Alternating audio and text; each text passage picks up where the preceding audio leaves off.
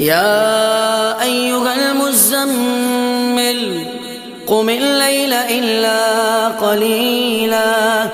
نصفه وانقص منه قليلا أو زد عليه ورتل القرآن ترتيلا إنا سنلقي عليك قولا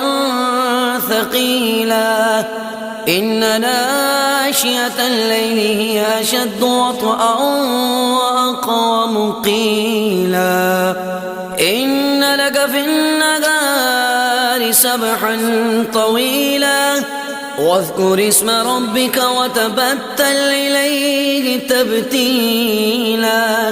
رب المشرق والمغرب لا إله إلا هو فاتخذه وكيلا واصبر على ما يقولون